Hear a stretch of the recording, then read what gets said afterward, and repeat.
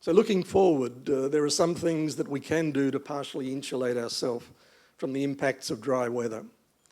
Without critical supplies, we can't operate, but on the other hand, holding huge inventories impacts our working capital. We're exploring different arrangements with our suppliers. Our reliance on diesel-generated power to backfill hydropower makes us vulnerable on both fuel availability and fuel cost, and hence the cost of power. To this end, we're exploring the possibility of substituting Stanley gas for diesel-fired generation capacity. Finding a commercial solution, though, will not be easy, as our offtake would be comparatively small unless other demand comes online. And Octedi also requires a large swing load needed, as this power would be displacing very low-cost hydropower.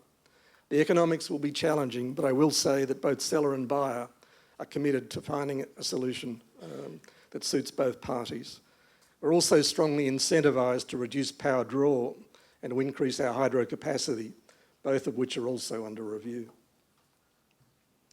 River transport is our cash pipeline. Without it, we can't generate revenue. At various times, the possibility of dredging the fly has been raised, but the economics, for obvious reasons, are not very attractive. These events happen quite infrequently, and for a river that is constantly changing, the cost of dredging, not to mention the environmental impacts, would be significant. Likewise, shifting the point of load out of concentrate further downstream isn't viable. Stating the obvious, managing adequate cash reserves or access to finance to deal with an extended outage is critical. Standing still in a care and maintenance mode is expensive when securing assets over such a large footprint. During stand down, we have a combined total of about 500 to 600 employees, contractors and various support services engaged on care, maintenance and security activities and preparing restart plans.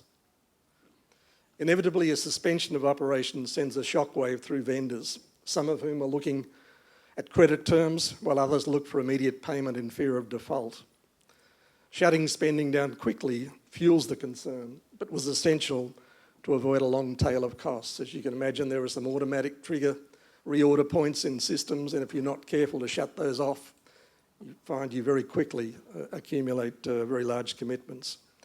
In the longer term, we're reviewing the disposition of some non-core assets with a view to improving focus on our core business of mining and processing and freeing up some additional cash. OTML is a great company with a wonderful legacy of profitability and very substantial commitment to community support, above and beyond the compensation and statutory payments. While the days of high grade and high prices are behind us, in some quarters, community expectations remain largely unchanged. Going forward, we have to challenge the level of discretionary community payments that we can make.